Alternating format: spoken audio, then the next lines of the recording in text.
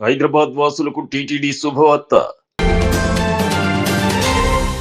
కొంప ముంచుతున్న కొల్లేరు, జల దిగ్బంధంలో లంక గ్రామాలు. ఖమ్మం జిల్లాలో కేంద్ర మంత్రి కిషన్ రెడ్డికి నిరసన సెగ. ఏపీలో వరద నష్టం 6,882 కోట్లు. ప్రాథమిక నివేదిక సిద్ధం. హైదరాబాద్ లోని తిరుమల తిరుపతి వెంకటేశ్వర స్వామి భక్తులకు టీటీడీ శుభవార్త చెప్పింది.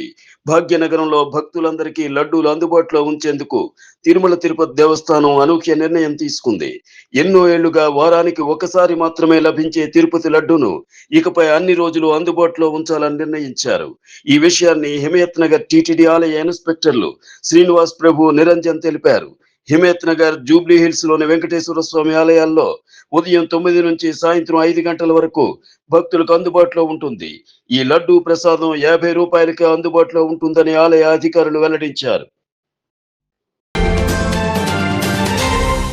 విజయవాడలో విలయ తాండవం చేసిన బుడమేరు ఇప్పుడు కొల్లేరు ప్రాంతాన్ని వణికిస్తోంది. ఒకవైపు బుడమేరు, మరోవైపు తమ్మిలేరు, ఇంకోవైపు రామిలేరు, ఇలా అన్ని వాగుల నుంచి వచ్చిన వరద కొల్లేరును చుట్టుముట్టింది. దీంతో కొల్లేరు జల దిగ్బంధంలో చిక్కుకుంది. వరద ఉధృతికి కొల్లేరు గ్రామాలకు వెళ్లే రహదారులు నీట మునగడంతో రాకపోకలు బంద్ అయ్యాయి. కొల్లేరు నుంచి ఉప్పుటేరులోకి భారీగా వరద వస్తుండటంతో ఆకివీడు, చినకాపవరం, దుంపగడప, సిద్ధాపురం, చినమిల్లిపాడు గ్రామాల ప్రజలను అధికారులు అప్రమత్తం చేశారు. ఖమ్మంలోని వరద ప్రభావిత ప్రాంతాల్లో కేంద్ర మంత్రి కిషన్ రెడ్డి పర్యటించారు. నగరంలోని 16వ డివిజన్ దంసలాపురం, తిరుమలాయపాలెం, రాకాశ్ తండాలోని పరిస్థితులను తెలుసుకున్నారు. వరదలో కొట్టుకుపోయిన ఇళ్లను పరిశీలించారు. బాధితులతో మాట్లాడి వాదార్చారు. పలువురికి నిత్యావసరాలను పంపిణీ చేయడంతో పాటు పునరావాస కార్యక్రమాలను పర్యవేక్షించారు. ఆయన వెంట రాష్ట్ర మంత్రి పొంగులేటి శ్రీనివాసరెడ్డి, ఎంపీలు విశ్వేశ్వరరెడ్డి, ఈటెల రాజేంద్ర ఉన్నారు. ఏపీలో భారీ వర్షాలు, వరదల కారణంగా 6,882 కోట్ల నష్టం వాటిల్లినట్టు ప్రభుత్వ ప్రాథమిక నివేదిక సిద్ధం చేసింది. ఈ మేరకు ప్రాథమిక నివేదికను రాష్ట్ర ప్రభుత్వం కేంద్రానికి పంపనుంది.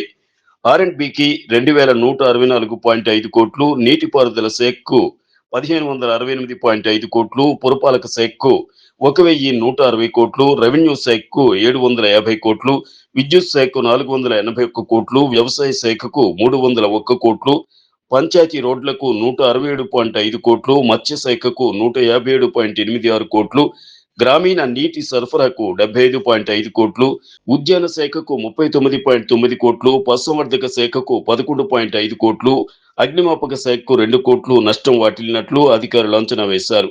ఇప్పటికే కేంద్ర వ్యవసాయ శాఖ మంత్రి శివరాజ్ సింగ్ చౌహాన్ రాష్ట్రంలో పర్యటించి వరద నష్టాన్ని పరిశీలించారు.